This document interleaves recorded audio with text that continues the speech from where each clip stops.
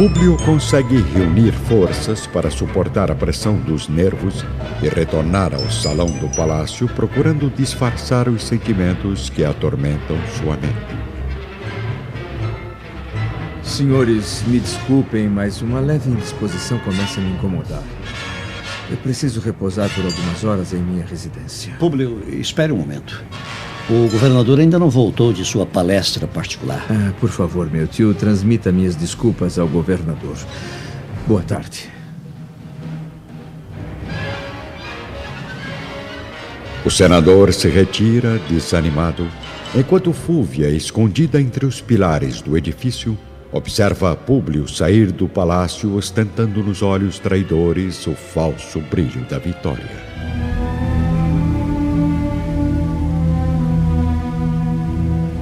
Lívia já está de volta à praça, em companhia de Ana e Simeão.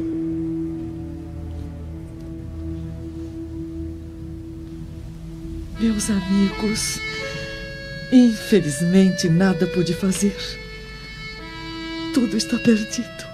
Senhor, Divino Pai, por que existem almas tão perversas e cruéis neste mundo? A sentença foi consumada. Não há mais nenhum recurso. O profeta carinhoso de Nazaré jamais nos acolherá novamente com suas consolações de fé e amizade. A cruz de hoje será o prêmio desse povo ensandecido à sua bondade inesgotável. Seja feita, então, a vontade do Pai que está nos céus. Nas sombras da minha velhice, reconheço agora que o Messias nunca nos ocultou a verdade dos sacrifícios e dos martírios que o aguardavam na terra, a fim de nos ensinar que o seu reino não se encontra neste mundo. Será tão doloroso suportar a saudade daqueles olhos sagrados e confortadores. A felicidade radiante que suas palavras conduziam aos corações mais amargurados. Honras e glórias, mocidade e fortuna, bem como as alegrias passageiras do plano terrestre, de nada valem. Pois tudo aqui vem a ser ilusão que desaparece nos abismos da dor e do tempo. Não, Lívia, você não deve sentir saudade de alguém que jamais irá partir, que estará sempre presente nas almas mais humildes e sensíveis, porque a única verdade é que seguiremos todos o caminho do reino eterno. Caminhando por uma rua estreita, próxima ao palácio de Salvio Lentulus, Aurélia está acompanhada da serva Semele, que a leva de volta para casa, a mando da pequena Flávia. Sua mãe não vai gostar quando descobrir que você foi sozinha visitar a prima. Ela só vai descobrir se alguém lhe contar. Não me olhe assim, Aurélia. Você sabe que eu não faria isso com uma menina tão boazinha como você. Mas se a senhora Fúvia já estiver no palácio, o que poderemos fazer? Isto não lhe interessa, escrava. Vamos logo, eu preciso entrar escondida em minha casa antes que as servas de mamãe retornem do Gólgota. Que mal lhe fiz para me tratar de modo tão rude, menina? Nada. Apenas não gosto de você. Na enorme praça central de Jerusalém, Lívia, Ana e Simeão ainda estão profundamente emocionados, com os olhos úmidos de lágrimas, refletindo os últimos raios de sol deste dia inesquecível. Meu tio, nunca mais veremos Jesus. Não diga isso, filha. A presença consoladora do profeta será sempre inalterável entre os que se reunirem em seu nome. Mas agora não percamos tempo. Vamos seguir para o Gólgota e receber ainda uma vez as bênçãos do Messias. Eu gostaria muito de acompanhá-los, meus amigos. Mas preciso voltar para casa onde a pequena Flávia aguarda o meu retorno. Mas acreditem, estarei em pensamento junto à cruz do Mestre, meditando nos seus martírios e provações e acompanhando na alma toda a agonia desse homem incomparável. Que Deus a ilumine nos sagrados deveres de esposa e mãe, senhora Lívia. O velho Simeão e a sobrinha partem para a colina do Calvário, enquanto a esposa do senador Lentulus regressa ao lar, caminhando entre ruelas estreitas, através de atalhos, a fim de chegar logo ao seu destino, pois uma inexplicável angústia lhe invade agora o coração, experimentando uma forte necessidade de orar muito ao Senhor. Infelizmente, o desejo da pequena Flávia de chegar ao lar antes da mãe não é realizado a tempo. Logo na entrada do palácio, ela e Semele deparam repentinamente com a presença austera de Fúvia, que também acabara de chegar. Mamãe! O que é que você está fazendo ao lado dessa serva desconhecida, minha filha? Não me diga que saiu sozinha do palácio. Sim. Estava com saudade da minha prima e fui até a casa do senador visitá-la. E você? O que é que tem a dizer, escrava? A culpa é toda da pequena Flávia, senhora. Foi a filha de Lívia Lentulus que induziu a Aurélia a fugir de casa para que as duas se encontrassem. É mentira! Serva traidora! Eu tenho certeza que você não merece a confiança dos patrões. Vou delatá-la ao senador Lentulus. Vá para o seu aposento imediatamente, Aurélia. Quanto a você, escrava, volte para as suas obrigações ao lado daquela menina infeliz. E continue sendo, como acabei de notar, a serva fiel que Lívia imagina ter ao lado da filha. A pequena Aurélia entra no palácio aos prantos, quando surge a figura imponente de Sulpício Tarquínios, que se dirige a Fúvia, sem reconhecer a fisionomia de Semele. Fúvia, preciso falar com você. Sulpício, pensei que jamais iria vê-lo novamente. Chegando ao lar, o primeiro cuidado de Lívia é vestir novamente a túnica habitual, buscando um aposento mais tranquilo para orar ao Pai Misericordioso. Ao mesmo tempo, o senador Públio atravessa a praça de Jerusalém sozinho, numa liteira conduzida pelas mãos fortes dos escravos do governador. Ele está visivelmente abatido, derrotado, com os olhos perdidos em um horizonte de dúvidas e incertezas. A pequena caravana passa rente aos pés de André de Gioras, que observa a curta distância a expressão desanimada do senador. O judeu fica ainda mais orgulhoso, feliz, ao ver com os próprios olhos o êxito do seu plano de vingança. Certificando-se de que Públio Lentulus não o notou e já se distancia, André dirige a palavra em tom reservado à sua inseparável mula de carga. Viu como está a aparência do pomposo senador, minha amiga? Parece mais triste e amedrontado que o pobre profeta à beira da morte.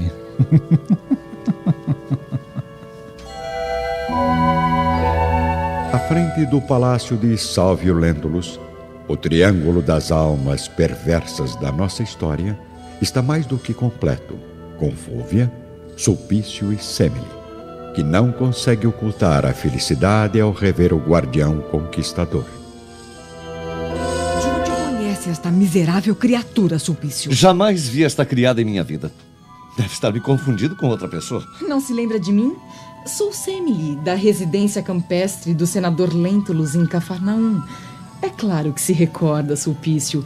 Você me disse, aquela noite, que eu era inesquecível. Sua vida íntima não me interessa, guardião. Mas quero que fique sabendo apenas de uma coisa. Ora, eu vejo que está vendo aqui uma palestra importantíssima no portão de meu palácio. Posso participar da reunião, senhores? O marido de Fúvia chegou de repente, ainda meio embriagado pelo vinho do palácio de Pilatos, a ponto de ter conseguido ouvir apenas as últimas palavras da esposa, que fica completamente sem ação. já vou indo. A senhora Lívia deve estar me aguardando em casa. Semele desaparece como um relâmpago, enquanto Sulpício toma a iniciativa de encontrar mais uma boa desculpa. Sr. Salvio, que surpresa agradável. Pensei que já estivesse no interior da residência. Não, meu caro Sulpício, eu estava, como sabe, em reunião com Pilatos, que aliás ficou bastante irritado quando notou a sua saída repentina. Desculpe-me, Salvio, mas eu não me sinto muito bem. Eu vou me retirar para os nossos aposentos. Por que falava tão energicamente com o nosso amigo Sulpício, minha esposa? Impressão sua, senhor.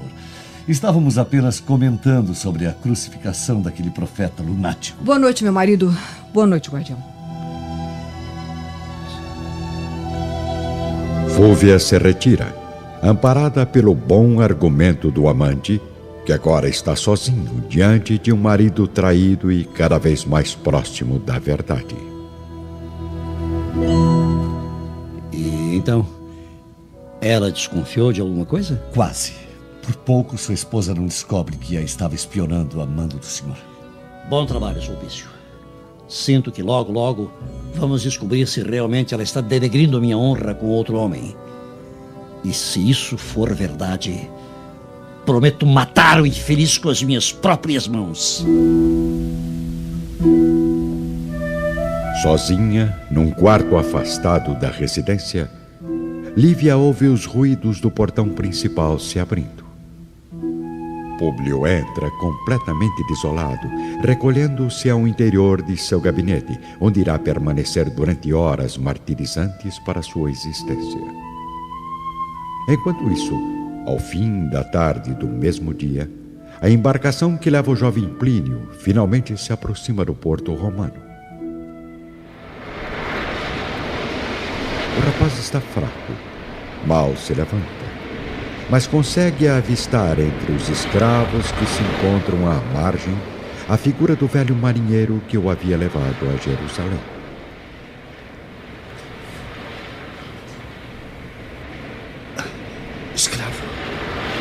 Escravo, não me reconhece? Sou eu, Plínio Severus. Senhor Plínio, mas o que lhe aconteceu? Eu não tenho forças e nem motivos para explicar. Agora, leve-me para minha residência o mais depressa possível.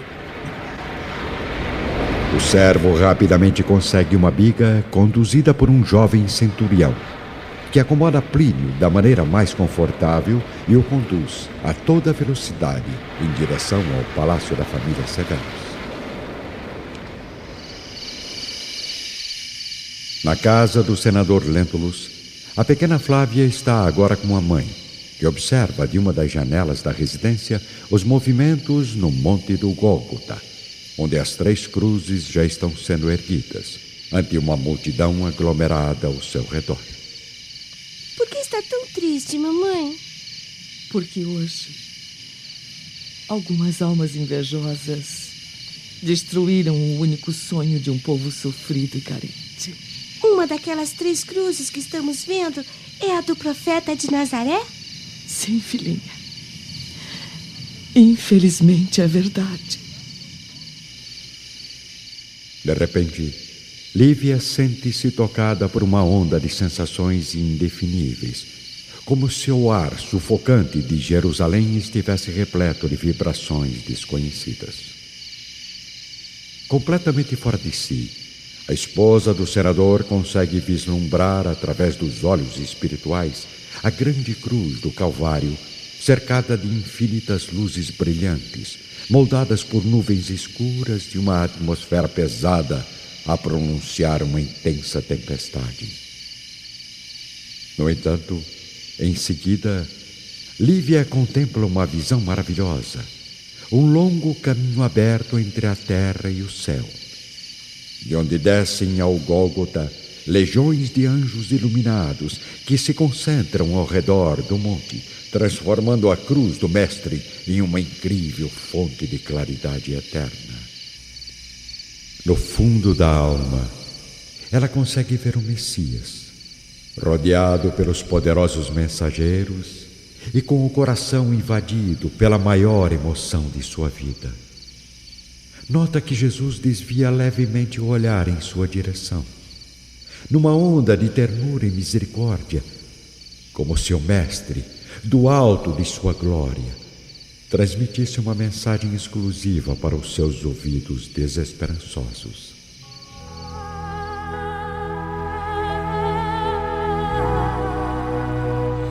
Filha, aguarda as claridades eternas do meu reino, porque na terra é assim que todos nós devemos morrer.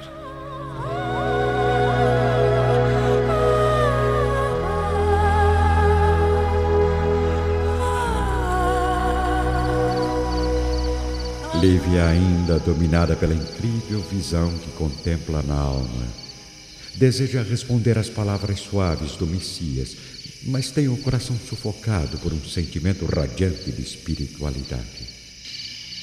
Mesmo assim, no íntimo da mente, ela busca forças para responder a si mesma. Jesus, conceda-me fé e esperança para cumprir os teus ensinamentos e alcançar um dia o reino supremo de amor e de justiça. Lívia!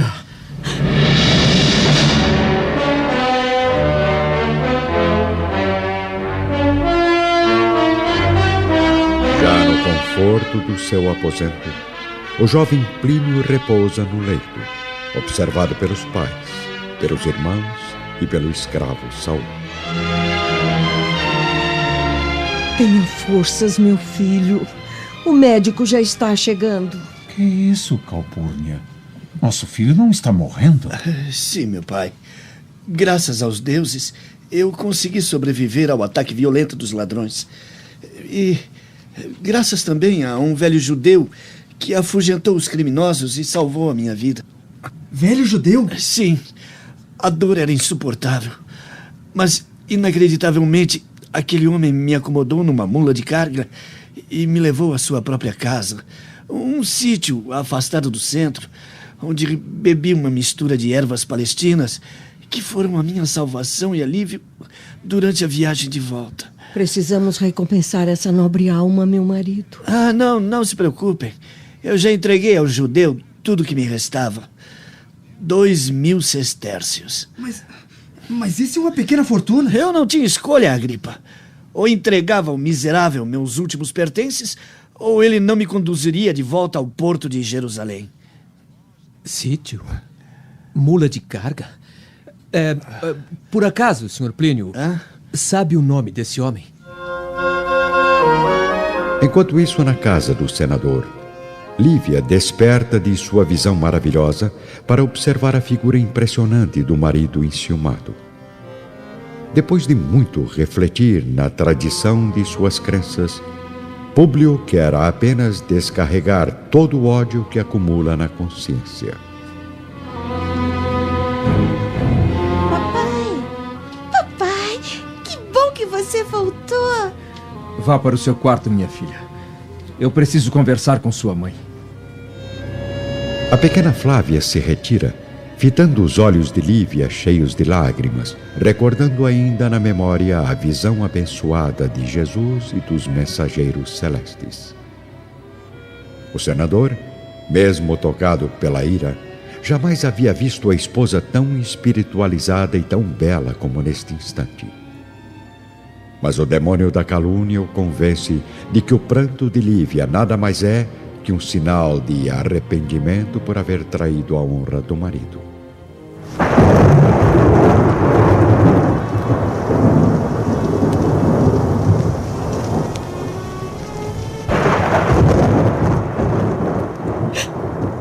Lívia, as lágrimas são inúteis neste momento doloroso dos nossos destinos, porque todos os laços de amor que nos uniam estão agora partidos para sempre. O quê? Mas o que é isso, Públio? Fique quieta. Não diga nem mais uma palavra. Eu pude ver com os meus próprios olhos o seu crime imperdoável. Crime? E agora conheço a verdadeira razão dos teus disfarces de mulher humilde. A senhora irá ouvir tudo que eu tenho a dizer, sem direito a nenhuma resposta.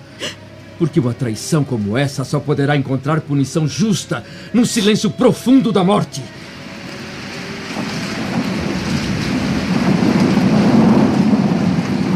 Mas não quero matá-la.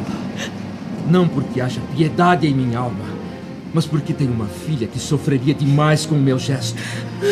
Ainda respeito meu nome e as tradições da minha família. E não pretendo ser um pai desnaturado e criminoso.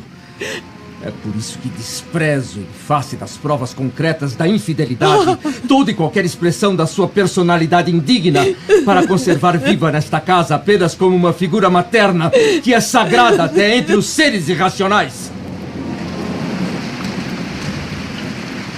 Lívia expressa nos olhos suplicantes todos os martírios que começam agora a dilacerar seu coração carinhoso e sensível.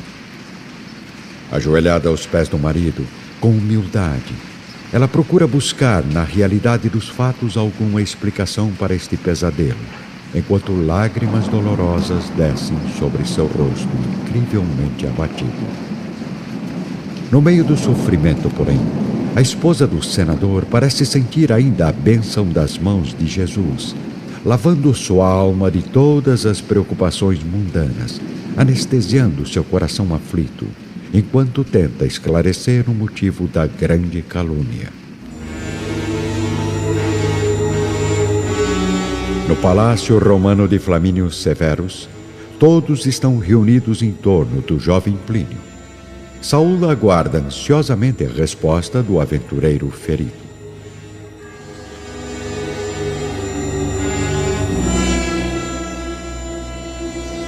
Por que deseja saber o nome deste judeu infeliz, escravo?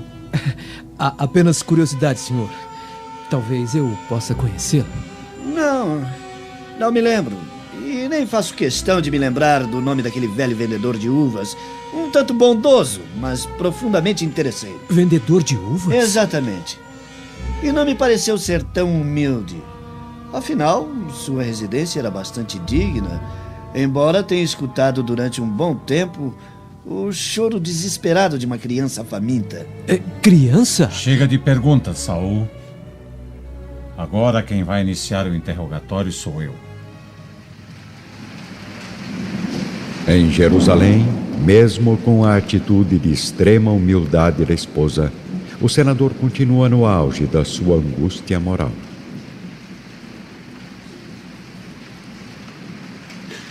Se as tradições familiares desapareceram no seu espírito, saiba que elas continuam cada vez mais puras em minha alma. Viva com o seu pensamento da vergonha, mas nunca ofenda publicamente os meus sentimentos mais sagrados, porque a paciência e a liberdade também têm os seus limites. De hoje em diante, a senhora será nesta casa apenas mais uma serva no papel de mãe. Mas nem pense em intervir na educação de minha filha. Resolverei tudo sem a sua ajuda.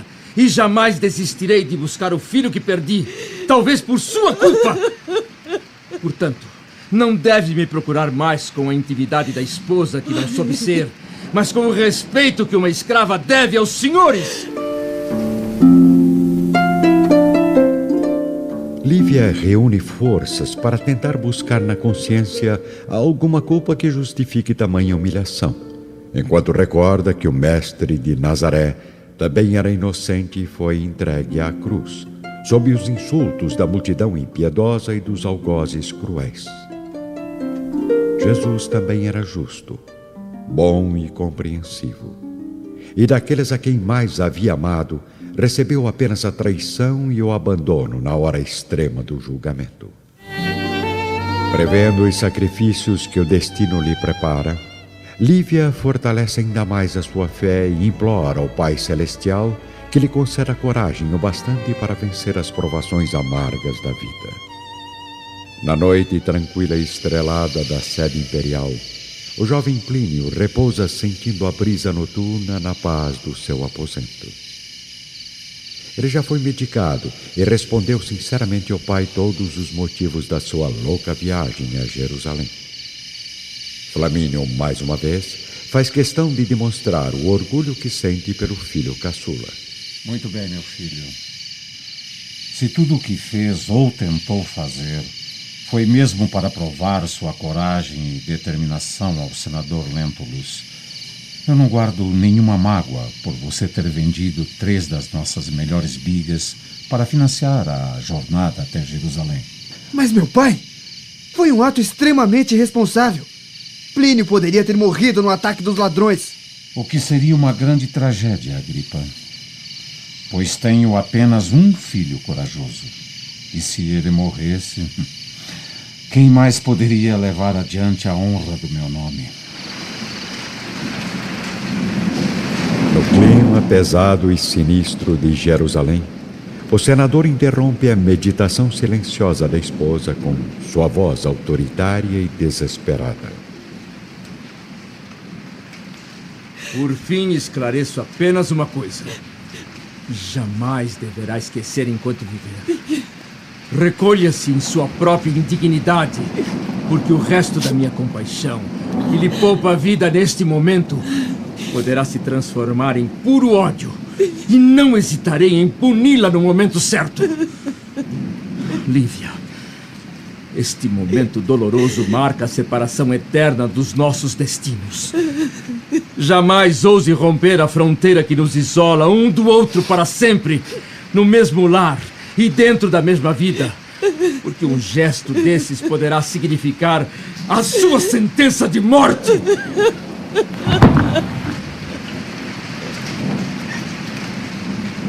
Agora, mais do que nunca, Lívia Lentulus está realmente só e desventurada.